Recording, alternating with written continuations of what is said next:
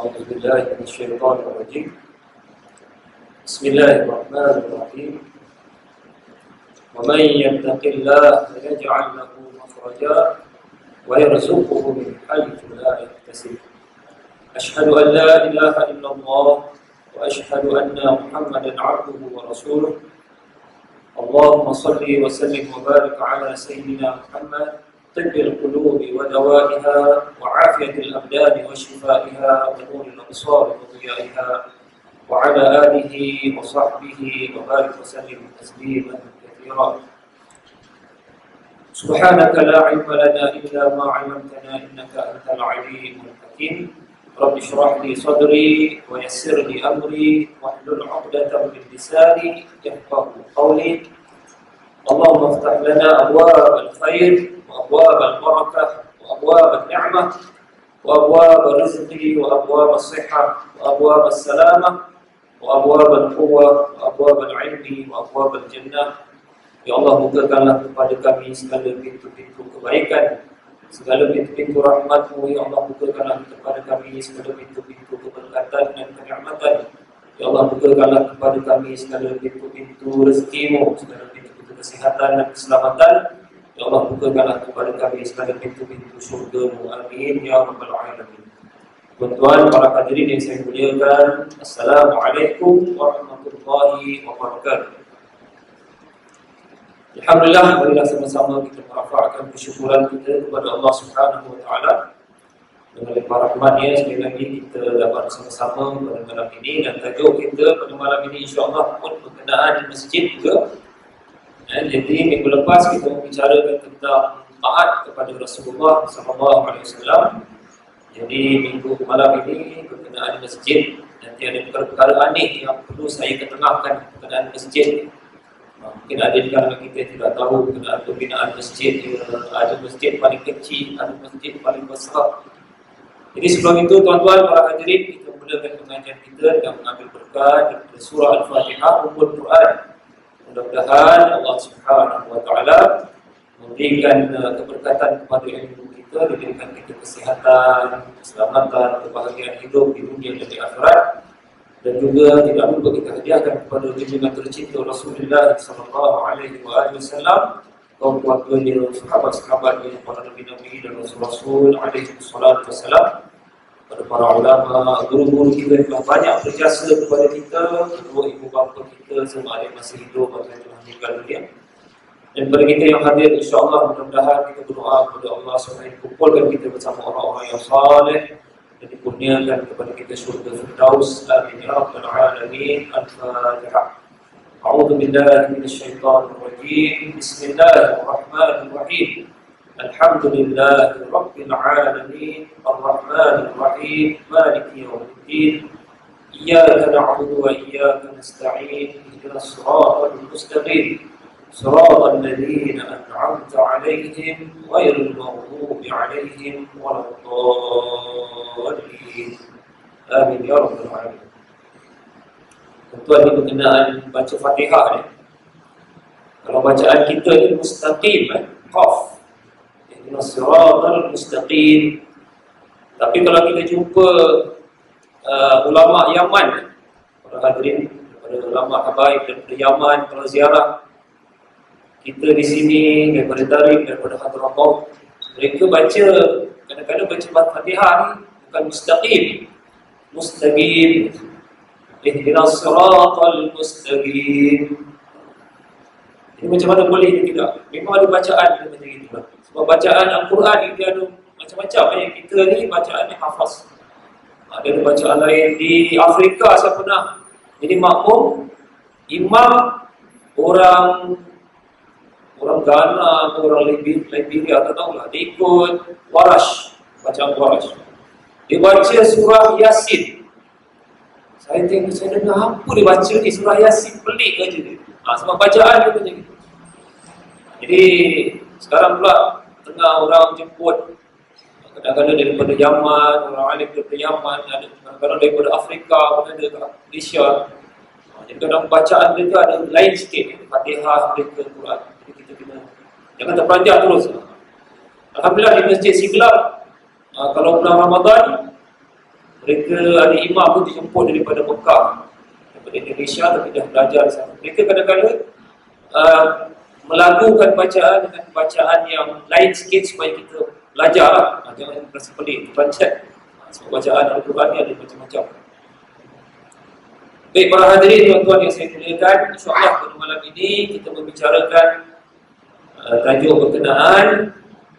Mudah-mudahan kita semua pada malam ini termasuk dalam golongan yang kita akan bincangkan pada malam ini, iaitu golongan yang Allah Subhanahu Wa Taala menyiapkan satu hidangan istimewa, nuzulan, yang kita akan bincangkan pada malam ini.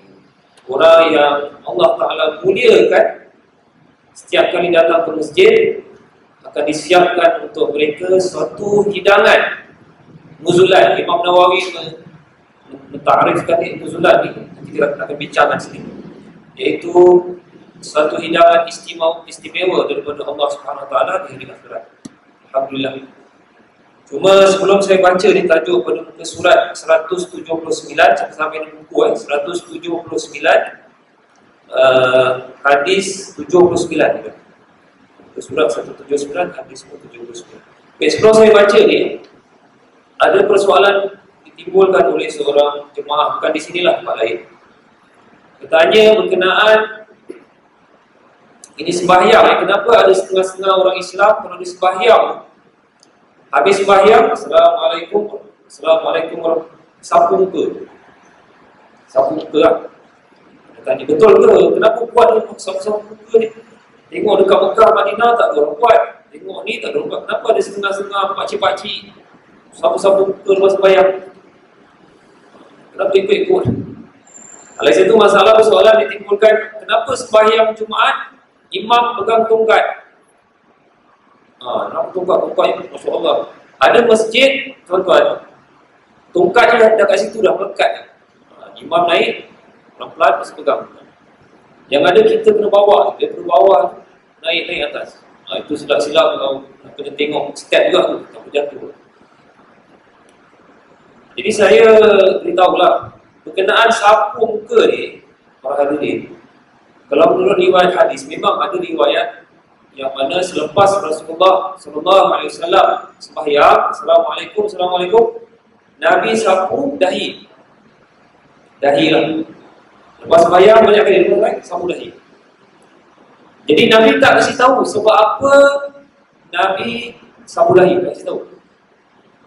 Cuma ada ulama menerangkan kemungkinan Nabi sapu dahi itu kerana kita tahulah zaman Rasulullah waktu masjid ini dibangunkan, bukan macam sekarang ni ramai cantik lagi kapetnya, punya baldu. Zaman dulu pasir susah. Jadi ini kemungkinan lah. Jadi ulama mengatakan kemungkinan lah Rasulullah melakukan tersebut, sapu pasir. Tapi saya perhatikan, walaupun zaman sekarang pun dah ada kapet ni, kadang-kadang saya perhatikan lepas sembahyang pun ada pasir juga. Lepas sembahyang saya perasan, ada pasir. Banyak juga pasir masjid ni. Ini pasir berkat lah. Jadi saya terangkan, ini memang ada sandarannya. Hukum asalnya daripada Nabi sapu dahi. Jadi ulama tafsirkan mungkin kerana pasir, mungkin apa, Allah. Nabi tak kasih tahu. Mungkin Allah pada pendapat saya, mungkin juga Nabi sapu dulu selain daripada pasir. Mungkin Rasulullah tak mau macam kadang-kadang ni, tuan-tuan, ada orang di dahinya, atau ada setengah orang dahi itu kalau banyak sujud dia ada tanda hitam. Siapa ada tanda hitam dahi? Ada orang banyak sujud pun tak ada tanda, tapi ada orang ini memang tanda hitam. Mungkin wallahualam Rasulullah tak mau, sebab baginda ni orang yang tawaduk, merendah diri, tak mau menampakkan ada tanda hitam dan sebagainya ni supaya hilang, supaya takut apa tuan-tuan para hadirin. Tahulah masyarakat Islam ni, para sahabat. Nanti kalau tengok dahi Rasulullah ada tanda hitam, semua nak sujud lama tekan-tekan dia jadi hitam. Jadi mungkin antara sebab Rasulullah sapu supaya tak ada tanda-tanda, dan juga mungkin juga lah dengan pasir. Jadi saya terangkan. Jadi ada pun setengah tuan-tuan guru kita, ustaz-ustaz lama, senang sapu muka. Ini mungkin nak mudah kalau biasa buka ambil berkat Allah alam, ada dia punya sebabnya. Jadi mana tentang sapu dahi itu memang ada sandaran. Ada pun tentang sapu muka ni mungkin nak senang kerja lah, mungkin sapu sekali. Mungkinlah caranya. Jadi ada Allah ditanya, baiklah kalau sekiranya kerana pasir, kerana rasa-rasanya tak perlu sekarang pun. Dia katalah di Singapura dah tak perlu dah suruh sapu dahi pasal pasir dah.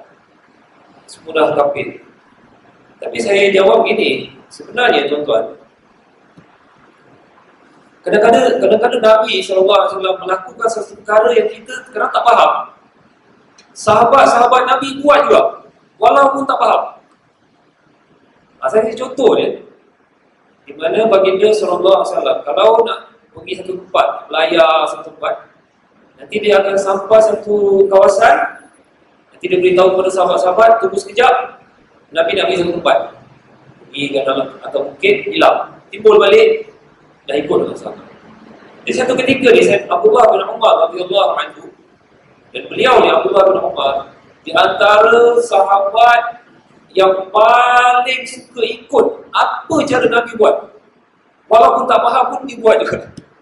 Jadi satu ketika Abdullah bin Umar radhiyallahu anhu dengan teman-teman ni, anak muridnya, pergi satu tempat, kemudian dia diberitahu dengan teman-teman yang ikut serombongan, awak suka tunggu sini, saya nak pergi dalam sekejap, pada pasir, pergi ke atas bukit, masuk, keluar balik. Jadi teman-teman tanya yang satu kumpulan kafilah, wahai Ibnu Umar, kamu pergi mana? Ini cerita ni masyhur, kamu pergi mana? Abdullah bin Umar jawab, saya pernah musafir dengan Rasulullah sallallahu alaihi wasallam. Sampai tempat ni, Nabi suruh kita tunggu, masuk naik bukit tu, datang balik. Jadi saya pun tak tahulah apa yang Nabi buat, saya pun ikut juga. Di sini, saya pergi kat bukit tu, saya patah balik. Saya tak tahu apa dia buat, saya pun ikut. Macam itu sekali, para sahabat Nabi, terutama Abdullah bin Umar radhiyallahu anhu, banyak kali. Jadi berkenaan sapu ni, kita tak tahu apa sebab. Mungkinlah kerana pasir, mungkin kerana tak mau jadi hitam, mungkin ada benda-benda lain yang kita tak tahu jadi. Kalau nak ikut sunnah je memang sapu. Jadi siapa yang tak nak buat, tak apa. Nak buat pun tak ada masalah. Tapi jangan sapu. Itu yang ada juga aku nampak. Macam ni contoh yang para hadirin sebelum kita masuk ke tempat masjid. Ini menarik cerita-cerita itu. Sayyidina Ali radhiyallahu anhu, dia naik tunggangan kuda. Apabila dia naik, dia ketawa. Dhahika. Sayyidina Ali ketawa. Kemudian dia baca zikir dan kemudian dia baca Subhanallazi sakhkhara lana hadza wa ma kunna linahtadiya an laula an hadana. Subhanallazi sakhkhara lana hadza wa ma kunna lahu muqtadin. Allah, saya dah lupa dah. Subhanallazi sakhkhara lana hadza wa ma kunna lahu muqtadin. Tak apalah, nanti jika balik. Jadi apabila Sayyidina Ali baca tu, dia ketawa.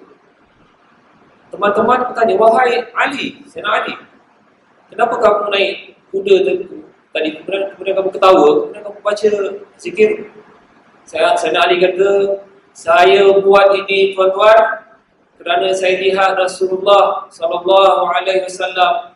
naik kuda tunggangan, Nabi pun ketawa dan dia baca doa zikir yang saya baca. Tak faham, Sayyidina Ali ikut dia. Sebab apa Rasulullah ketawa? Tak tahu. Mungkin nampak malaikat kat depan, mungkin nampak ada benda-benda yang tertawakan, ataupun wahyu turun Allah. Tapi para hadirin, besok-besok balik naik kereta, jangan pula buat pelik-peliknya. Takut orang isteri ketawa ni, apa hal ketawa naik kereta ni semua. Kalau nak kasih tahu isteri betul lah. Tapi yang naik tu tunggangan kuda tu, kereta ni, yelah kalau niat nak ikut tu boleh juga lah. Macam tadi lah sapu. Ini saya nak terangkan bagaimana para sahabat Nabi SAW, mereka ikut apa saja Nabi buat, kadang-kadang tak faham. Jadi macam itulah. Kenapa Nabi SAW khutbah pakai tongkat? Tongkat ni bukan yang besar sangat. Jadi ada orang kata, yelah Nabi ni pakai tongkat pasal nak halau binatang. Saya jawab tidak juga. Sebab Allah Ta'ala telah menjamin Rasulullah, wallahu ya'simuka minan nas. Allah Subhanahu Wa Ta'ala telah menjamin Rasulullah SAW tidak akan dibuat apa-apa oleh manusia dan siapa pun. Maknanya Allah akan pelihara Rasulullah SAW. Tak seperti Nabi Isa dan Nabi lain, ada yang dibunuh dan sebagainya. Tapi tetap Rasulullah pakai tongkat. Jadi untuk mengatakan untuk halau binatang, kalau kita tengok sejarah Nabi SAW, Nabi boleh mengalahkan orang yang paling kuat di Madinah. Siapa nama yang saya tak ingat. Dia bergusti dengan, kalau zaman sekarang yang paling kuat gusti ni, contohnya Rasulullah boleh tumbangkan pegusti, akhirnya masuk Islam. Ini lagi binatang, apalah ada binatang, kalau wolf ke ataupun anjing lagi Rasulullah tak tahu apa dia punya kelebihan khasiat. Memang Nabi pakai tongkat waktu khutbah Jumaat. Dan ada masanya juga Nabi pakai pedang, khutbah pedang. Jadi kita ni di bahagian sini, Singapura, Indonesia misalnya, kebanyakan ni kalau imam baca khutbah pakai tongkat. Tapi jangan terpanjat. Kalau para hadirin pergi Syria yang sekarang ni sedang bergaduh, imam-imamnya ada yang baca khutbah pakai pedang. Pakai pedang tu. Jadi ini nak yang kita pun ikut sunnah juga, pakai tongkat ni. Yang Syria pun pakai sunnah juga, pakai pedang. Dan ada kalanya memang Nabi pun tak pakai apa-apa. Jadi macam Mesir pun ada yang pakai tongkat. Yang ada khutbah di Mesir pun tak ada pakai apa-apa. Jadi yang satu pakai tongkat, yang satu pakai pedang, yang satu pakai apa-apa, itu pula. Ini bukan masalah rukun. Jadi ini yang saya nak terangkan. Janganlah salahkan pula orang yang pakai tongkat nak khutbah Jumaat, sebab Nabi pernah pakai tongkat.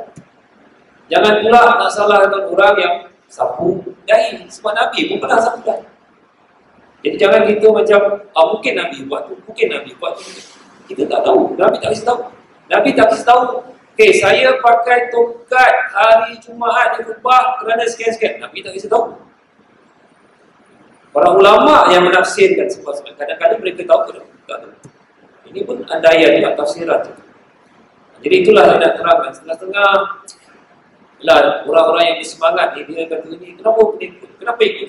Memang ada asal hukum. Ini berkenaan soalan. Baik, para hadirin tuan-tuan, kita masuk tajuk kita berkenaan masjid ya. Muka surat 179, hadis 79. Baik, saya bacakan di sini dulu. Rajin ke masjid serta berusaha untuk kebaikan, kemakmuran dan pembangunan masjid dijamin ke syurga. Saya teruskan. Jika diperhatikan pengumpulan hadis-hadis di bawah ini, maka tidak syak lagi kelebihan yang sungguh besar bagi golongan seperti ini yang pastinya akan membawa mereka ke syurga. Bersabda Rasulullah SAW, "Man ghada ilal masjid aw raha, a'adda Allah lahu fil jannah nuzulan kullama ghada aw raha." Artinya, sesiapa yang berangkat menuju ke masjid pada waktu pagi atau senja, maka Allah mempersiapkan untuknya di dalam syurga sebuah hidangan yang khusus selama dia pergi di waktu pagi dan senja. Hadis riwayat Bukhari dan Muslim, hadis sahih. Baik, kita bincangkan sikit-sikit berkenaan hadis ni sebelum kita baca seterusnya. Di sini hadis menyebut ghada al-raha, maknanya pergi ke masjid, berangkat ke masjid di waktu pagi sebelum terbit matahari dan senja di waktu asar. Persoalannya, kenapa Rasulullah SAW mengkhususkan salat subuh di masjid dan salat asar di masjid untuk dapat ini disebut sebagai hidangan yang khusus insya-Allah di hari akhirat. hidangan. Nuzulan, Imam Nawawi mensyarahkan dalam hadis ni, nuzulan maknanya tempat yang mana ada hidangan istimewa sebagai para tetamu. Macam kita lah para hadirin. Kita ni kalau dengan anak, isteri, dengan kawan-kawan, kita makan biasa lah, martabak ke, makan nasi biryani. Tapi kalau tetamu datang daripada anak raja manalah, anak raja Saudi juga datang, anak raja Sultan Brunei, dia mesti nak cari makanan yang bukan biryani biasa, ni biryani yang paling best kat Singapura. Nak cari perata pun perata yang paling best. Ini istimewa kita lah, ni nak fahamkan tentang hadis ni. Jadi Rasulullah mengatakan Allah akan menyiapkan hidangan, tempat dan hidangan makanan istimewa. Sedangkan kita tahu dalam syurga ni memang tak ada hidangan istimewa dah. Tapi ini hidangan lagi istimewa Allah Ta'ala siapkan untuk siapa? Orang yang berangkat ke masjid. Berangkat ke masjid, tuan-tuan. Dan dikhususkan lagi di sini waktu subuh dan waktu asar. Apa pasal waktu subuh dan asar? Sedangkan kita tahu, yang kita dah belajar sebelum ni, kalau salat di masjid, salat isyak, bukan asar, salat isyak dan subuh, pahalanya besar. Kalau sembahyang isyak berjamaah di masjid, pahalanya seperti sembahyang separuh malam isyak di masjid. Kalau sembahyang subuh berjamaah di masjid, pahalanya seperti sembahyang seluruh malam. Jadi isyak dengan subuh masjid. Tapi hadis ni dia tak fokus kat isyak, dia fokus kat asar, asar dan subuh. Sebab apa? Saya waktu menulis ni pun saya pun tertanya juga, kenapa dia khususkan asar tak isyak? Rupa-rupanya para hadirin, Rasulullah SAW, harap perhatikan ya, Rasulullah SAW ingin mengaitkan hadis ini dengan hadis lain di mana kita semua ni akan melihat Allah Subhanahu Wa Taala di hari akhirat. Saya ulang kali. Ada hadis lain, innakum satarawna rabbakum, kamu semua akan melihat Allah Subhanahu Wa Taala di hari akhirat. Baik. Kemudian hadis ni melihat Allah Taala di hari akhirat dicantumkan yang lain, wa ini istata'tum, jika sekiranya kamu boleh mempersiapkan diri, mengalahkan hawa nafsu diri, mempersiapkan diri untuk dapat salat asar dan salat subuh, lakukan. Maknanya para hadirin, saya terangkan hadis ni. Maknanya Nabi nak terangkan, tadi Allah disebut kamu semua akan lihat Allah Ta'ala di hari akhirat. Kemudian hadis lain pun sembahyang, dan siapa yang sanggup mempersiapkan diri untuk sembahyang asar dan subuh ni, lakukan. Maknanya ulama menerangkan hubung kait antara dua ni. Siapa yang sembahyang asar tak tinggalkan sembahyang asar, dan siapa yang tak pernah tinggalkan sembahyang subuh, mereka lah akan dapat melihat Allah Subhanahu Wa Taala dengan sebaik-baik penglihatan, dengan penuh kenikmatan. Sebab ada orang pun dapat melihat Allah Ta'ala, tapi kita lihat dengan kelazatan. Sebab para ulama ada terangkan bahawa kenikmatan yang paling besar dalam syurga bukanlah bidadari, tapi kenikmatan yang paling besar ialah melihat Allah Subhanahu Wa Taala. Itulah yang paling lazat dan itulah yang paling seronok dalam syurga. Sebab itu saya waktu awal tadi belajar, saya sering doa, kita semualah, mudah-mudahan dikurniakan apa? Syurga Firdaus. Syurga Firdaus. Sebab Rasulullah ingatkan kepada kita, kalau minta Allah syurga, minta syurga Firdaus. Jangan malu-malu, jangan segan-segan, minta. Sebab syurga Firdaus dia yang paling tinggi darjat, dan dia juga syurga Firdaus ada tempat di tengah-tengah syurga. Dan syurga Firdaus itulah bermulanya air sungai mengalir. Tak tahulah, saya nak bayangkan macam ni, saya tak tahu. Jadi ini para hadirin, balik berkenaan hadis ni, sesiapa yang berangkat ke masjid, dikhususkan sembahyang asar dan sembahyang subuh, Allah Ta'ala akan siapkan makanan istimewa, tempat istimewa. Kullama ghada, setiap kali dia pergi, dan setiap kali dia asar subuh dan asar. Maknanya kalau tiap-tiap hari lebih banyak persiapan. Mungkin saya pun nak terangkan macam mana. Ada hebat yang diberikan kepada orang tersebut. Dan satu lagi dalam surah Qaf, ini nak sesuaikan dengan ayat Quran. Surah Qaf, wasabbih bihamdi rabbika qabla tulu'i syams wa qabla al-ghurub. Kalau tak silap saya, surah Qaf ayat 39 tersebut. Hendaklah kamu bertasbih dan bertahmid kepada Tuhan kamu qabla tulu'i syams, sebelum naik matahari subuh, wa qabla al-ghurub, asar. Tengok para hadirin, fokus pada asar subuh, asar subuh, asar subuh. Hadis yang lain pula fokus pada isyak subuh. Jadi ini mungkin kerana kelebihan orang yang tak tinggal asar, tak tinggal subuh, akan melihat Allah Subhanahu Wa Taala dengan sebaik-baik dan kelazatan yang selazat-lazat. Lagi satu saya pun perhatikan, para hadirin, kita boleh perhatikan sama sekarang. Mana yang lebih susah sembahyang?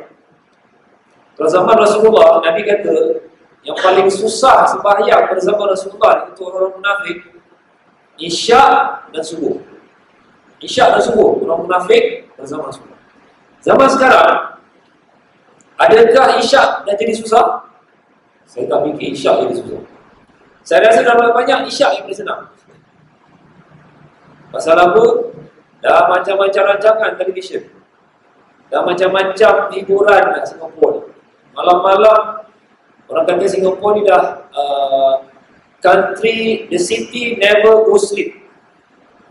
Bandar yang tak pernah tidur. Betul lah, tengok sekarang kedai-kedai 24 jam namanya. Tapi saya perhatikan Singapura ni, sembahyang yang paling susah ni subuh dengan asar. Tak tahulah ni saya perasan. Oh, subuh dengan asar. Subuh dah lima lah. Yang dah biasa dengan salah subuh kan. Tapi yang muda-muda ni payah. Lagi kalau ada bola, Suzuki Cup ke Piala Dunia lagi dah tak tidur. Subuh pun tinggal. Asar ni pula, pasal apa? Zuhur ni, kalau pekerja office dia memang senanglah pukul 1 Zuhur. Asar ni sekarang pukul 4 lebih. Ni nak sembahyang terpaksa kadang-kadang curi-curi time kan. Lari sana, lari sana. Ada yang saya diberitahu, ada yang komplain dengan saya. Saya nak kerja, lepas tu dapat kerja, saya minta izin nak sembahyang. Bos saya cakap apa? Awak datang, cakap Inggeris lah. Awak datang sini nak sembahyang ke nak kerja? Dah susah. Yang ada kawan seorang jemaah juga ada kerja dekat pam minyak. Dia kata, Masya Allah, susahnya nak sembahyang. Kena curi-curi. Dia tengok tak ada orang selit, dia makan. Sembahyang je. Tak ada, susah. Susah nak sembahyang. Jadi saya perhatikan ni asar. Maghrib, banyak orang tak boleh kerja. Senanglah pergi masjid. Lepas isyak pun, tunggu sekejap sembahyang isyak. Asar. Jadi inilah mungkin yang Rasulullah SAW dalam ayat Quran tadi nak fokuskan kepada umat Islam zaman sekarang. Yang mungkin asar yang susah, subuh. Tapi jangan pula, okeylah, asar, isyak, subuh. Zuhur, maghrib, tak apalah. Tak boleh, kena 5-5 sekali. Cuma fokus lebih pada asar dengan subuh. Baik, saya teruskan bacaan sebenarnya.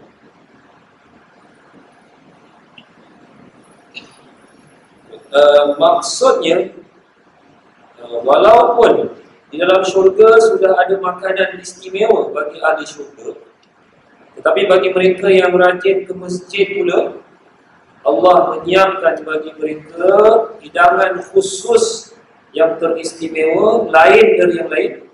Ibarat seperti seorang yang menyiapkan makanan khusus yang lazat bagi tamunya yang istimewa. Subhanallah, saya pun tak boleh nak bayangkan. Sebab itu orang saleh, orang alim, kita kalau baca sejarah mereka ni, Mereka rindu sangat bilalah nak berjumpa dengan Rasulullah. Maksudnya tu mereka kalau boleh sudahlah nak tinggalkan dunia ni, kerja pun cari nafkah yang mana penting-penting, yang masih banyak berzikir dan sebagainya. Pasal apa? Mereka menantikan keharapan satu ketika bila meninggal dunia, semua perkara ini akan kita lihat dan dipersiapkan oleh Allah Subhanahu Wa Taala. Contoh yang paling hebat Imam Nawawi tu. Imam Nawawi rahimahullah. Beliau mungkin ramai tahu Imam Nawawi ni. Pengarang Riyadhus Shalihin dalam mazhab Syafi'i. Beliau antara orang yang warak sehingga kan dia takut dekat Damsyik, dekat Syria, kawasan Dimishq, Damsyik sekarang. Beliau sampai tak nak makan. Tuan-tuan bayangkan Imam Nawawi rahimahullah. Beliau tak nak makan buah-buahan walaupun dijual. Diambil di satu tanah besar. Sebab diberitahu kepada Imam Nawawi bahawa tanah-tanah ni kemungkinan milik anak-anak yatim. Kemungkinan aja. Sedangkan katanya sudah dijual, tapi ada dia punya was-was tadi. Jadi sampai yang macam itu, Imam Nawawi tak makan tu buah-buahan dekat Damsyik. Damsyik ataupun Damascus masa itu Damascus. Tak makan. Sampai meninggal. Kita macam ini buatan apa ni, macam lah pustaham. Jap, boleh. Kadang budak-budak tak boleh. Tapi Imam Nawawi ini bukanlah nak haram dan tidak. Pulang pada fatwa halal ataupun tidak halal fatwa. Sekarang saya nak terangkan tentang bagaimana orang saleh menjaga dia punya pemakanan. Satu lagi, tak payah saya cerita sikit tentang kehebatan orang soleh, sehingga nakkan apa Allah Ta'ala, cintakan Allah Ta'ala sampai dia betul-betul menjaga dia punya makanan. Tahu tak kita, para hadirin ni, bapa kepada Imam Abu Hanifah. Kita tahu mazhab Hanafi, mazhab Imam Abu Hanifah, mazhab Imam Malik, Syafi'i, empat. Ini Imam Abu Hanifah, terkenal orang India banyak mazhab Hanafi. Bapaknya tu satu ketika dia berjalan, dia tengah lapar. Masalah dekat kawasan jalan satu kampung, dia nampak ada buah.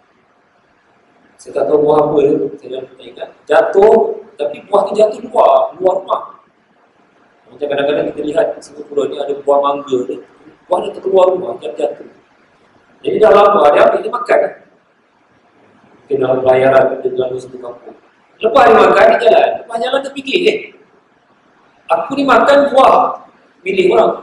Walaupun pada kita tidak dah luar, dah kawasan jalan raya tu dah ada macam halal juga, ada bukan dalam rumah. Jadi dia dah, pasal dia dah lapar, dia tak ingat dia makan. Nah, minta izin lah dengan tuan rumah kebun. Masuk rumah. Jadi dia kasih salam dan tanyalah, wahai pemilik rumah, saya minta maaf lah saya termakan buah tu. Walaupun dah terkeluar tadi, tapi saya makan, saya dah lapar. Jadi tuan dia tu, dia kata, kalau gitu awak makan, saya tak boleh maafkan. Sebab katanya rumahnya besar, ada tanam-tanaman, orang kaya lah. Dia makan tu dah kebun dia besar, dia bukan keluar sikit. Jadi dia kata, kenapa tak boleh maafkan? Saya dah makan bukan dalam rumah dia, keluar. Dan kalau biarkan dia jadi busuk. Maafkan, saya tak akan maafkan. Apa hal ni? Kisah dia macam ni. Jadi baiklah, awak suruhlah saya buat kerja satu hari ke satu bulan ke untuk halalkan. Pasal sampai begitu saja. Jadi tak ada, saya tak halalkan, melainkan dengan satu syarat. Awak kena kahwin dengan anak perempuan saya yang tak boleh melihat. Dan anak perempuan saya juga ni tak boleh berjalan. Dan anak perempuan saya pun tak ada tangan, tak boleh memegang tangan. Macam mana nak kahwin anak dah tak boleh melihat, dah tak boleh berjalan, dan tak boleh pegang apa-apa? Tak boleh. Tak boleh tak. Tak ada kata riwayat dia. Lalu dia kata macam mana takkan nak kahwin anak? Siapa nak pergi kahwin? Jadi akhirnya macam biasalah minta akhirnya dah tak ada. Okeylah, tawakal lah kahwin. Tapi dia sedih lah macam mana? Anak dia tak boleh melihat. Bayangkan pada kita pergi Indonesia dulu sekali, pakcik dah kasih kahwin anak saya. Tak boleh melihat, tak boleh berjalan. Tak apalah pakcik, bye-bye sudahlah, kena balik. Satu buah besar. Imam Abu Hanif, bapa dia tu orang warak, orang soleh. Apalah, tawakal, macam sedih. Hijab kabul, bapa dia kahwinkan. Masuklah dia tengok anak. Dia tengok anak dia bukan main cantik lagi. Mata pun okey, kaki pun ada, tangan pun semua ada. Apa yang masalah? Terperanjat dia. Bapa awak cakap awak tak boleh melihat, awak tak boleh berjalan, kaki sempurna, tangan ada, mata melihat, cantik tak lagi. Jadi anak dia kata, memang betul, pasal saya ni sudah dididik, tak dibenarkan melihat benda-benda yang tidak baik. Kaki saya sudah dididik, tak boleh pergi tempat-tempat yang bukan. Tangan saya pun semuanya untuk berzikir, untuk buat menyiapkan benda-benda yang baik. Macam itu tuan. Ini hebatnya. Sebab itu dapat anak, kahwin dengan orang tadi, anaknya siapa? Imam Abu Hanifah terkenal. Orang alim yang mana ilmunya sampai satu dunia. Sampai ke India, sampai ke Pakistan, sampai habis satu dunia. Alim berkat kewarakan. Tapi jangan pula, ini cerita jangan pula besok harap-harap sangat. Pergi Indonesia ambil anak saya tak boleh lihat. Okey lah. Sekali betul-betul. Ini contoh ya para hadirin. Saya balik semula kepada tajuk kita ni. Berkenaan apa? Persiapan Allah Subhanahu Wa Taala untuk orang yang datang ke masjid ni. Datang ke masjid, berangkat menuju ke masjid. Jadi mudah-mudahan kita berdoa kepada Allah Subhanahu Wa Taala. Memang kita ni tiap-tiap hari datang ke masjid. Kalau tak seminggu pun 2, 3, 4 doa mudah-mudahan Allah Taala menggolongkan kita bersama golongan yang disiapkan nuzulan, hidangan dan tempat yang khusus sebagai seorang tetamu bagi Allah Subhanahu Wa Taala. Insya-Allah amin ya rabbal alamin.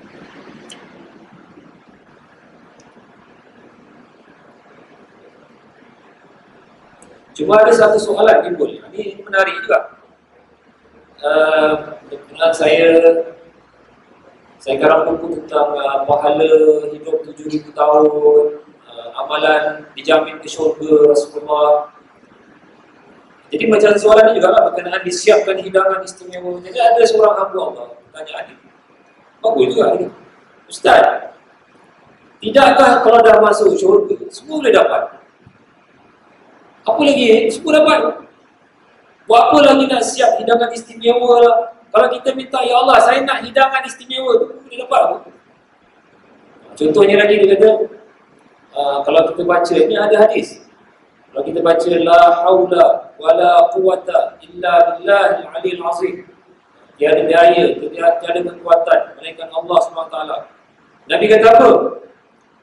Ini bacaan ni kanzun min kunuzil jannah. Ini adalah khazanah kekayaan yang akan disiapkan untuk orang yang baca la haula wala quwwata illa billah. Kanzun min kunuzil jannah.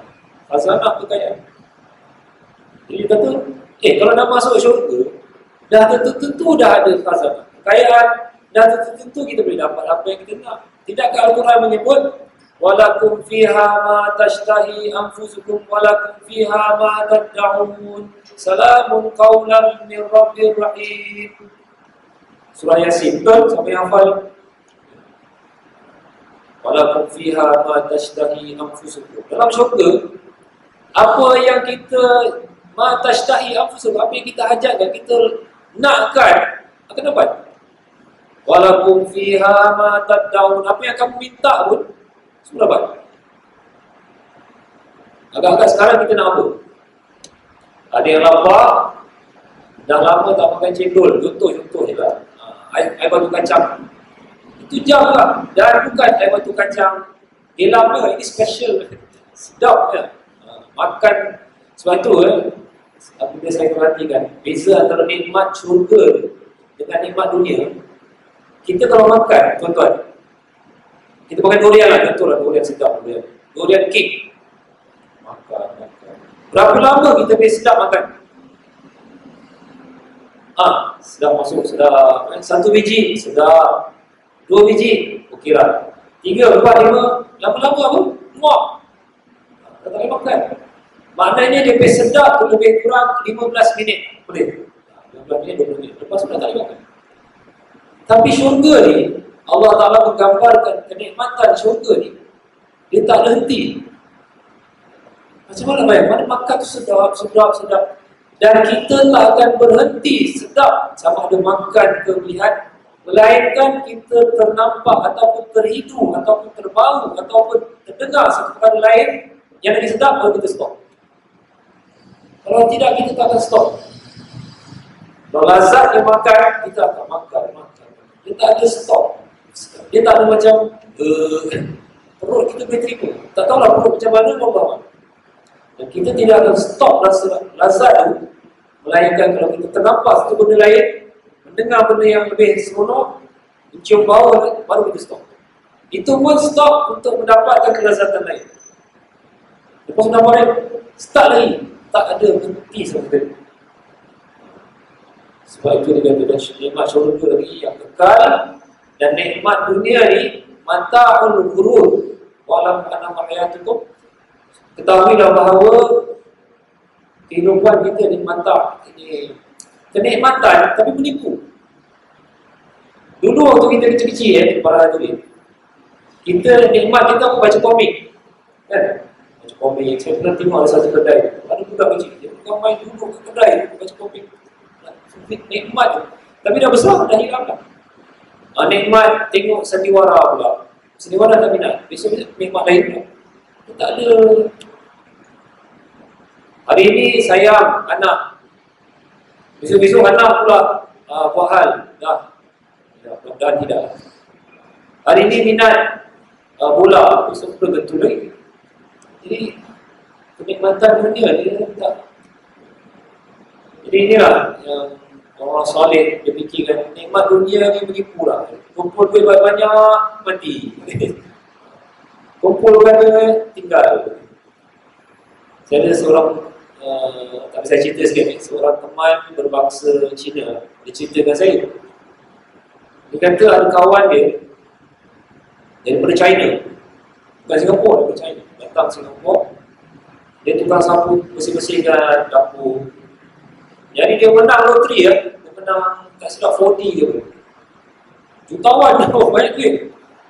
Jadi dia dah tak nak kerja lagi, tapi dia tak nak kerja pun boleh juga. Kerja juga lah.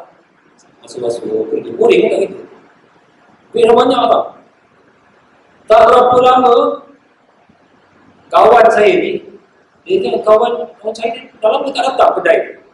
Selalu datang dia, tak datang 3 hari, tak datang 4 hari. Apa hal tak datang ni? Jadi dia pergi kat rumah dia. Jiran dia cakap apa? Jiran dia kata, kau tak tahu, dia dah mati lah. Dah mati. Die already. Mati macam mana? Dalam bilik, seorang-seorang. Mati. Tak tahulah. Mungkin gembira sangat dengan duit, campak duit, terjatuh, kepala terentam. Mati juga. Happy sangat. Mungkin Allah. Itulah. Yang kita kejarkan tuan-tuan, kita kejar nak sangat duit banyak-banyak, lah mati. Mana pergi duit tu? Kita kejarkan, ada orang dia kejarkan nak cari anak datuk ke. Cari-cari dah dapat, bercerai pula. Jadi ini yang dunia yang kita kejar dia tak apa yang kita nak harapkan. Sekejap dah lazat dia. Makan durian ya, jangan sakit jantung di hospital. Sakit kencing manis. Tak ada. Jadi kenikmatan akhirat ni kita tak usah nak bayangkan. Rasulullah membayangkan akhirat ni, nikmatnya, syurganya, mala ainun ra'at, mata pun tak pernah lihat pun. Nama dia sama. Nama sama. Tak pernah macam mana. Warna pun dekat dunia berapa banyak warna kita lihat. Hijau, coklat, oranye, apa lagi, putih. Mungkin dalam syurga ada berjuta lagi warna yang kita tak pernah lihat. Mungkin ni semua tak kita tengok tak ada benda. Itu pun warna. Air, macam mana air? Setiap kali Quran menyebut tentang syurga, tajri min tahtihal anhar, berlari di bawah sungai-sungai.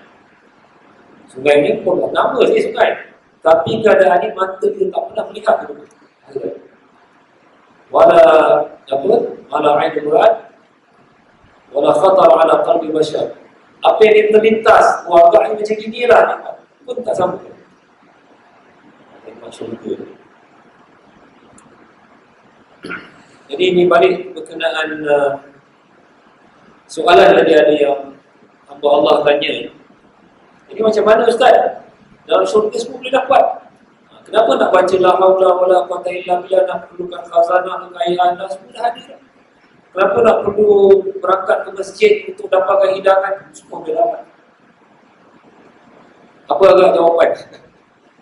Jawapannya Wallahu a'lam lah, kita nak bayangkan syurga itu susah. Tapi apabila dah Allah Ta'ala terangkan, di sana darjat syurga, ada darjat. Mungkin memang betul dalam syurga kita boleh minta, tapi minta kalau syurga bawah paling bawah boleh dapat, tapi dapat yang standard dia lah. Kalau standard yang paling bawah, dia nak apa, makanan, kepakaian, jadi yang dia dapat, tapi standard untuk dia. Dia rasa macam dah hebat lah, tapi darjat jannatul na'im, jannatul adan, jannatul firdaus, macam-macam lagi syurga. Ini darjat lain lagi. Dan satu lagi kita perlu tahu, orang yang tinggal di paling bawah, syurga paling bawah, mereka kalau dapat melihat Allah Ta'ala, mungkin sekali-sekali pun dalam bentuk yang mungkin tidak sempurna. Tapi mereka yang dalam syurga firdaus, bila-bila masa boleh lihat Allah Subhanahu. Bagaimana Allah Subhanahu. Ini kehebatan syurga firdaus. Lalu di antara jawapannya. Jadi Rasulullah ada terangkan, siapa yang rajin ke masjid, berangkat ke masjid akan dapat hidangan. Kita buat saja, jangan nak fikir-fikir, buat apa nak buat, syurga semua dah ada, memang betul. Tapi buat saja, buat Nabi suruh buat. Macam tadi, Sayyidina Umar, Abdullah bin Umar, nampak Nabi masuk dekat Padang Pasir, tak tahu. Abdullah memang ikut je. Orang tanya kenapa Ibn Umar masuk. Saya nampak Nabi masuk, saya ikut je, tak tahu. Kedua gitu. Macam itulah. Buat saja. InsyaAllah nanti akan kita lihat dia punya kelebihan-kelebihan ini selepas kita meninggal.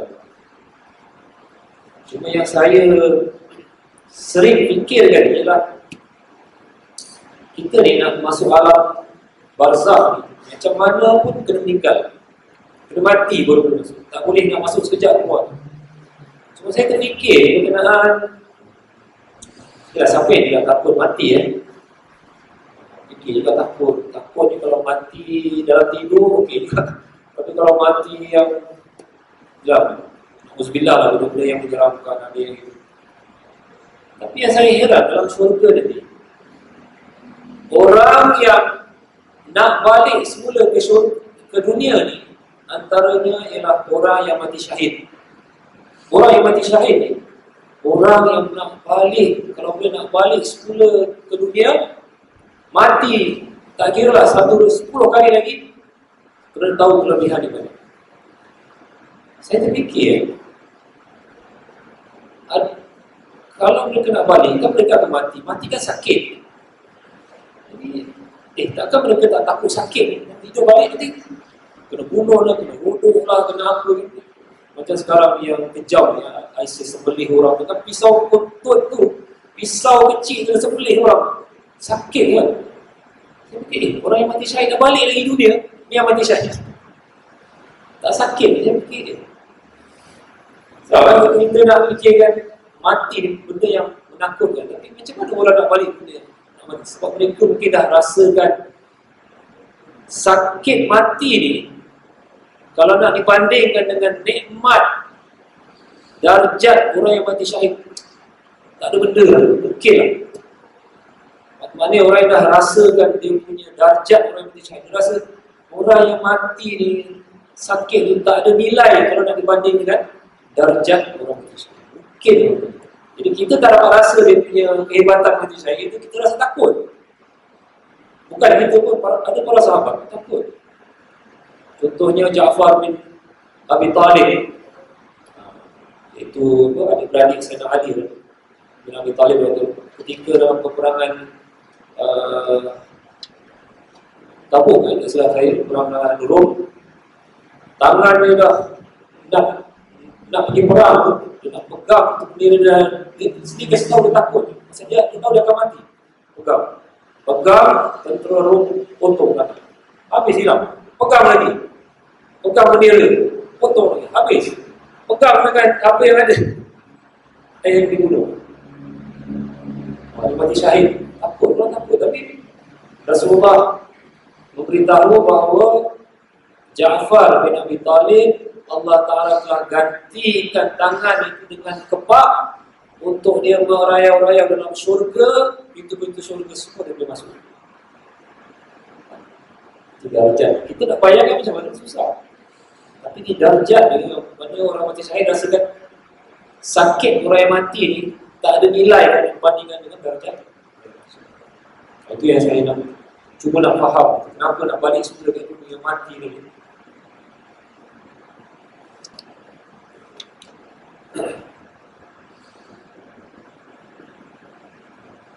Berkenaan masjid ni, sebelum saya nak masuk tentang, ada satu hadis menarik lah, di mana Rasulullah kata kalau siapa yang bina masjid, walaupun masjid tu sebesar sangka burung. Saya baca hadis ni, saya pelik. Ini hadis sahih ke tidak? Bina masjid sebesar sangka burung. Jadi balasannya apa? Allah Ta'ala akan bina baginya rumah dalam syurga. Saya tengok hadis ni sahih. Siapa yang bina masjid walaupun sebesar sangka burung bukan besar, Allah Ta'ala akan bina baginya rumah dalam syurga.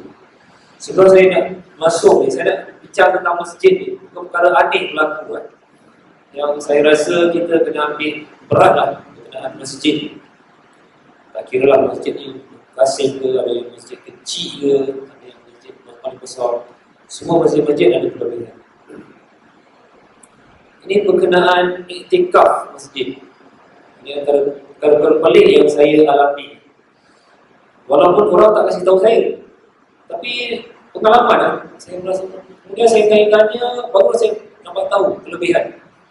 Iaitu pada waktu saya belajar di universiti, bukan universiti, di Institut Pengajian Islam dekat Kuwait, atau Kuwait ya, Kuwait di Timur Tengah, dipanggil Mahaddin. Jadi saya ni dulu ni bukanlah seorang pelajar yang cemerlang sangat, bukanlah pandai, tapi cuma adalah rajin sikit lah.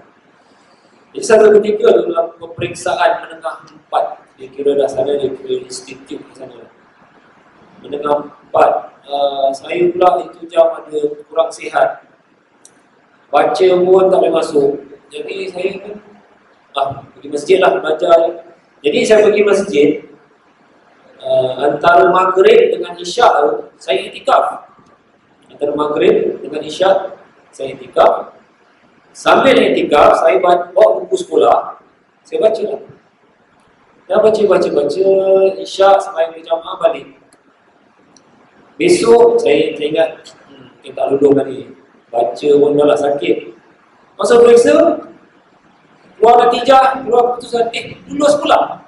Apakah lulus pula? Jadi saya terfikir, apa yang biasa dulu saya? Belajar pun sakit, tak sihat. Saya teringat, mungkin tadi malam saya iktikaf dekat masjid antara maghrib dengan isyak, saya niat, saya baca, saya doa. Jadi satu ketika tu ada satu peperiksaan susah. Ini subjek memang susah. Saya ingat, saya cubalah iktikaf lagi antara maghrib dengan isyak, baca. Coba susah ni. Okey, masuk periksa. Lulus bagus pula, natijah ni bagus pula. Sampai saya wafat. Dan saya nasihat lagi orang-orang. Saya tak tahu sebab apa antara maghrib dan isyak, saya tak tahu. Saya buat. Saya punya masih muda remaja, baru belasan. Lepas sampai kat universiti pun, universiti tuan-tuan, ada subjek itu juga. Saya pun bawa pergi masjid, saya iktikaf antara masjid, antara maghrib dengan isyak. Masuk dari situ. Lulus, dapat A lagi. Ini subjek di usul fikih. Memang dia punya doktor pun doktor susah. Kawan-kawan saya daripada budak-budak Malaysia kata, wah ini doktor ni budak-budak Arab pun dapat habis lah, dapat B, D, C. Saya tengok kenapa saya pun dapat A ya? Apa ya? Jadi sampai rupanya tuan-tuan para hadirin, pelik ya. Saya tak tahu sebenarnya kelebihan. Memang kita tahu lah iktikaf dia ada kelebihan. Tapi apa kena-mengena dengan masuk periksa, bawa buku sekolah? Rupanya saya di Mesir pula, saya pergi Mesir. Ada ceramah daripada seorang profesor di kawasan Raba'ah Adawiyah yang baru sikit hari yang kerajaan apa yang bom tempat Masjid Raba'ah Adawiyah keluar televisyen tempat. Tapi yang saya inspire tu dia ada tempat lagi tu. Dia panggil Masjid Musa bin Nusair. Saya ingat lagi masjid itu. Jadi seorang profesor dijemput daripada Azhar kasih ceramah. Ceramahnya pula berkenaan kelebihan masjid. Jadi dia terangkan para sahabat Nabi SAW kalau ada masalah hutang, kalau ada masalah lain, mereka akan datang ke masjid, iktikaf di masjid, niat iktikaf supaya Allah Ta'ala menghilangkan dia masalah. Apabila saya dengar macam itu, saya teringat balik yang saya iktikaf pasal masalah sakit, belajar susah, besok nak periksa. Terus saya teringat di situ. Punya para sahabat sendiri, kalau ada masalah hutang, masalah apa saja, mereka akan iktikaf, minta pada Allah selesaikan masalah. Sehingga satu ketika ada seorang sahabat pagi, petang, siang, malam duduk masjid. Rasulullah nampak. Rasulullah kan, alaihi salatu wasallam, rumah Rasulullah sebelah sana. Contohnya, sebab ini masjid. Kalau kita pergi Madinah, kita tahu lah kiblat di rumah Rasulullah. Jadi dilihat ada seorang sahabat pagi, petang, besok pun ada.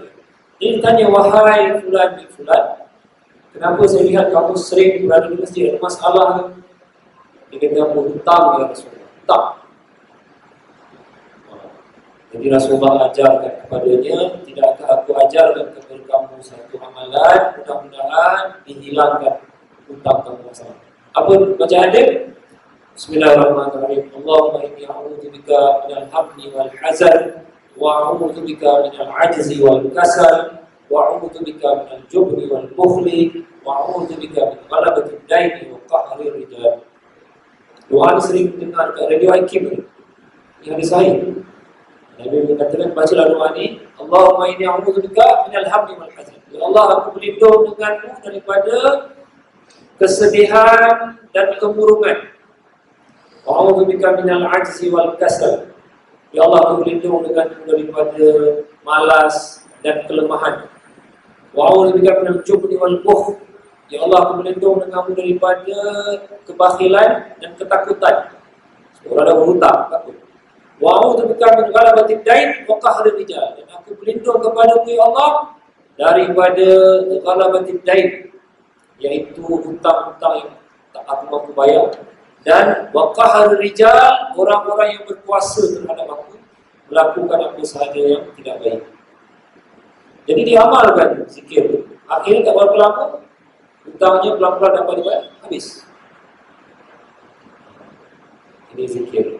Saya pun tak ada dengar. Dalam buku ni pun saya tak ada. Tak silap saya tulis dalam buku saya, amalan bagi menjauhkan kesusahan hidup. Amalan bagi menjauhkan kesusahan hidup dalam di buku biru ni, amalan penyelamat. Tapi di belakang ada amalan bagi menjauhkan kesusahan hidup. Kalau dapat buku ni, saya tak bawa. Tapi boleh dapat dekat ini apa? Dekat kompleks saja. Jadi saya terangkanlah berkenaan kelebihan. Jadi di masjid tuan-tuan, jadi saya balik tentang pengalaman saya tadi yang saya tak tahu. Rupanya itulah, iktikaf ada masalah, insya-Allah mudah-mudahan kita cuba ya. Rupa-rupanya juga saya terbaca dalam kitab Imam Al-Minawi, Faidul Qadir, dalam buku bahasa Arab. Rupa-rupanya Imam Ghazali pun ada sebut.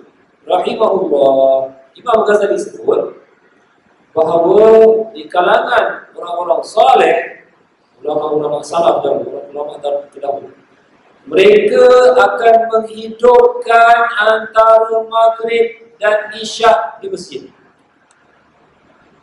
Mereka akan menghidupkan maghrib dan isyak di masjid dengan amalan zikir ke, dengan baca Quran bersama. Jadi apabila saya baca itu, teringat saya pun lepas maghrib sehingga isyak iktikaf untuk belajar, dapat bantuan. Ini pengalaman saya lah. Sampaikan saya buat MA pun ada satu subjek memang saya tak boleh, saya cuba, alhamdulillah. Tapi ini pengalaman saya. Jadi tuan-tuan boleh cuba, ada masalah. Tapi kalau tak berjaya, jangan salahkan amalan ni. Mungkin cara tak betul. Ada caranya mungkin ada salah. Mungkin kita ada buat dosa ke besar yang kita belum bertaubat. Mungkin kita ada benda-benda lain jahat yang dulu kita belum beristighfar. Mungkin sebab ada orang yang pernah buat, saya syurkan. Dia kata dia buat pun dia tak berjaya. Masalah macam itu. Jadi saya syurkan kalau boleh banyakkan Astaghfirullahaladzim, Astaghfirullahaladzim. Ya Allah, ampunkanlah dosa saya yang saya tahu dan dosa-dosa yang saya tak tahu. Sebab kadang-kadang kita banyak masalah timbul hidup kita ni. Kadang-kadang yang 10 tahun, 20 tahun dulu yang kita buat jahat dengan orang, kita dah lupa. Sedangkan orang tu doakan kepada kita, ya Allah, si fulan-fulan ni jahat kepada saya, balas. Kadang-kadang Tuhan tak balas satu jam. Diberikan masa setahun, 2 tahun, 10 tahun tengok orang ni masih lagi tak bertaubat. Itu jam datang daripada masalah. Satu lagi cerita sikit lagi. Menariklah cerita berkenaan pengalaman manusia. Ada yang minta saya air, ada air, bacakan doa. Sebab ada hamba Allah ni, dia dah pergi, orang ni berubat tak baik, orang ni berubat tak baik, orang ni berubat tak baik. Saya jumpa lah, tak tengok orang tu. Saya tengok orang dia. Saya tengok saja orang ni, saya tengok, ini dia ceritalah pengalaman kerja ni. Saya rasa dia ni masalah ni bukan masalah kena sihir ke, bukan masalah kena buat orang. Saya tengok orang ni macam tak ada tanda-tanda kena sihir ke. Saya tengok cara hidup ni, saya dah tahu ini mungkin zaman dulu dia pernah menganiaya orang lain. Dia lupa dia nak bertobat, dia lupa dia nak palihkan kezaliman, dia nak istighfar. Saya bacakan doa, saya nasihatkan dia, beginilah, saya pun tengok awak pun biasa saja, tak ada macam sihir. Ada jumpa orang lain kata dia kena sihir, kena buatan orang. Awak balik, awak baca lah astagfirullah banyak, bertaubat, salah hajat, minta ampun, ya Allah ampunkan dosa saya yang dulu saya pernah buat, saya tak tahu. Ada bukan saya tahu, saya alhamdulillah nampak ada kurang sikit. Jadi jangan pula kita ni cepat kalau tengok orang kena sakit saja lain macam. Ini dalam ada gerak-gerak. Ada boleh ada penyakit tak boleh gerak-gerak dah. Urat gerak. Kadang-kadang bukan kerana sihir, bukan kerana buatan orang, tapi kerana doa orang. Beza antara buatan orang, sihir orang, dengan doa orang yang dizalimi. Ini yang lebih bahaya. Mungkin kita pernah zalim orang tu, curi barang dia, kereta dia, macam tadi ada basikal kena samun. Sebagai Jumaat basikal kena samun. Dia mungkin tak perasan, dah 10 tahun nanti pun kita ingat. Itu balak turun-turun pelan-pelan. Jadi dia ingat kembali baca astagfirullah ini supaya ingat mungkin dulu dia ada buat. Doa orang yang dizalimi ni paling lagi kita takut. Sihir ni boleh buat, buatan orang boleh buat. Doa orang yang dizalimi, pernah kita zalim dia, doa dia kena, ini yang paling kita takut. Hati-hati tuan-tuan. Sibuk pergi dukun sana, bomoh sini. Kan rupanya dia tu pernah buat jahat orang. Baik, lagi saya baca ni hadis ni dan kita tutup dah 9.50 sekejap. Saya bacakan hadis ni Selanjutnya di dalam hadis yang lain pula baginda sallallahu alaihi wasallam bersabda, "Man bana lillahi masjidan qadra maf'asi qata, bana Allahu lahu baitan fil jannah." Artinya, barang siapa yang membina sebuah masjid kerana Allah, walau sekecil sarang burung yang dibuatnya untuk bertelur, maka Allah Subhanahu Wa Taala akan membina untuknya sebuah mahligai di syurga. Saya kadang-kadang bersusun mata juga, ada betul ke hadis ni? Saya cek hadis ini, memang sanadnya sahih. Sanad ni maknanya daripada fulan sampai kepada Rasulullah sallallahu alaihi wasallam, semua perawi-perawinya dipercayai. Itu maknanya sanad sahih. Jadi walau sekecil sarang burung, mungkin kalau kita lihat ni tuan-tuan, sarang burung, siapa yang ada bina masjid sarang burung? Ini mungkin Rasulullah kasih perumpamaan je sarang burung. Tapi para hadirin, rupa-rupanya benar-benar ada masjid sekecil tempat sujud macam sarang burung. Dan ini bukan saya cerita, tapi Imam Al-Minawi dalam kitab Faidul Qadir dia ada menceritakan, ada sahabat-sahabat yang menceritakan waktu mereka berlayar di padang pasir, mereka terjumpa dengan masjid-masjid yang kecil, dan ada yang paling kecil dia kata masjid untuk tempat sujud. Mungkin dia tahu macam apa daripada mimbar itu ni, mihrab. Maksud itu saja, kecil, mihrab kecil. Kata ada juga masjid ni. Dia panggil itu masjid. Apa kecil?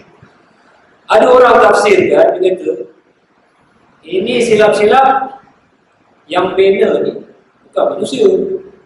Silap-silap mungkin tuyul yang bina, dia pun sembahyang juga di situ. Tak tahu.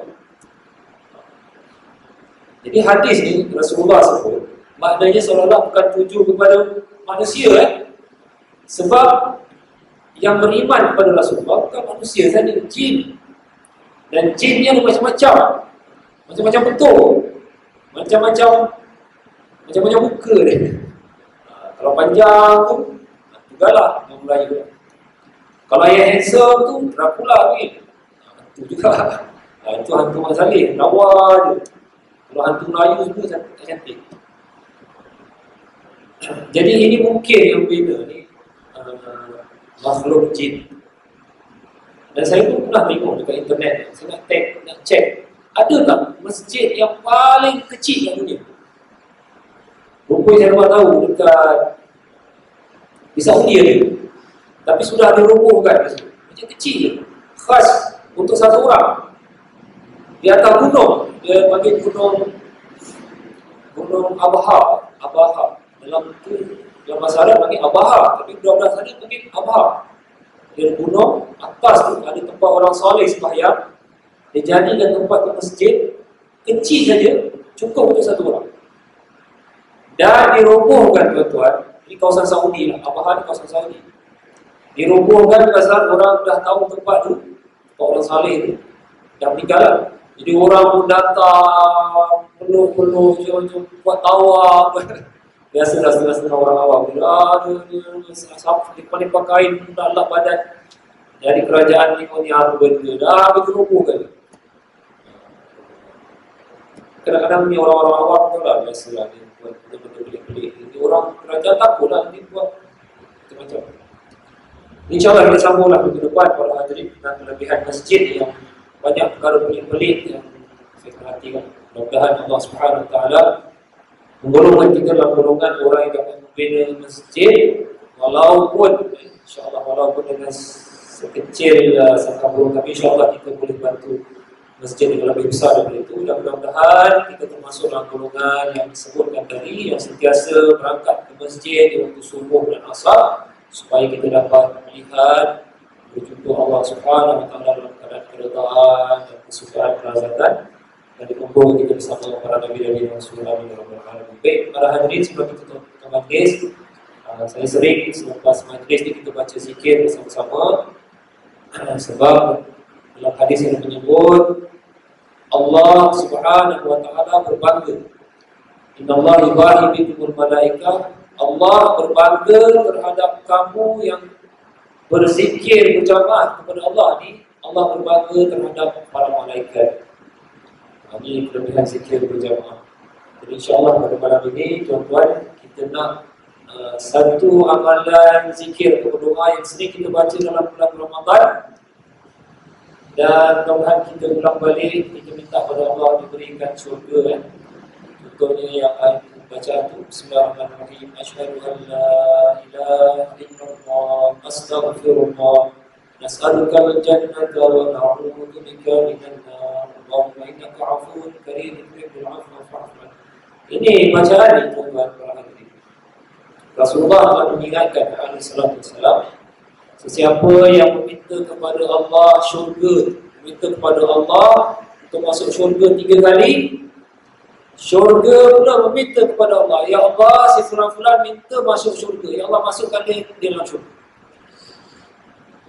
Dan kemudian kita minta kepada Allah jauhkan neraka 3 kali, neraka pula akan minta, ya Allah, orang ni meminta kepadamu dijauhkan dari neraka, ya Allah jauhkan orang ni daripada aku, dari neraka. Jadi yang zikir tadi, bacaan Asyhadu an la ilaha illallah, astaghfirullah, tahu apa ni?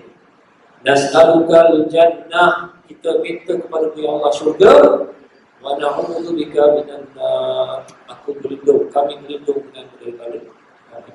Kalau kita minta 3 kali, mudah-mudahan syurga juga berdoakan untuk kita masuk syurga, neraka juga berdoa supaya kita dijauhkan daripada neraka. Jadi kita baca sama-sama 3 kali, kemudian kita tutup majlis dengan baca doa insya-Allah. Bismillahirrahmanirrahim. Asyhadu an la ilaha illallah, astaghfirullah, nas'alukal jannata wa na'udzu bika minan nar. Asyhadu an la ilaha illallah, astaghfirullah, nas'alukal jannata wa na'udzu bika minan nar.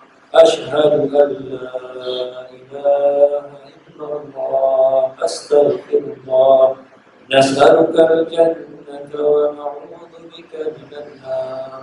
Allahumma innaka 'afuwwun karimun tuhibbul 'afwa fa'fu 'anna. Allahumma innaka 'afuwwun karimun tuhibbul 'afwa fa'fu 'anna. Allahumma innaka 'afuwwun karimun tuhibbul 'afwa fa'fu 'anna ya karim. A'udzu billahi minasyaitonir rajim. Bismillahirrahmanirrahim. Alhamdulillahi rabbil alamin. Hamdan lillahi wa yukafi'u mazidah. Ya Rabbana wa lakal hamdu kama yanbaghi li jalali wajhika wa 'azimi sultanik. Allahumma salli wa sallim wa barik ala sayyidina Muhammad wa ala alihi wa sahbihi ajma'in. Allahumma ighfir lana wa li walidina wa li jami'il mu'minina wal mu'minat wal muslimina wal muslimat al-ahya'i minhum wal amwat. Allahumma arhamna warham walidina warham ummat Muhammad wasturna wastur walidina wastur ummat Muhammad fid dunya wal akhirah. اللهم لا تدع في جمعنا هذا ذنبا إلا غفرته ولا مريضا إلا شفيته ولا دينا إلا قضيته ولا هما إلا فرجته ولا حاجة من حوائج الدنيا هي لك رضا وأن فيها صلاة إلا قضيتها ويسرتها يا رب العالمين. ربنا آتنا في الدنيا حسنة وفي الآخرة حسنة وقنا عذاب النار. صلى الله على سيدنا محمد وعلى آله وصحبه وسلم. سبحان ربك رب العزة عما يصفون وسلام على المرسلين والحمد لله رب العالمين. تقبل الله منكم إنه منكم تقبل يا كريم. والسلام عليكم ورحمة الله وبركاته.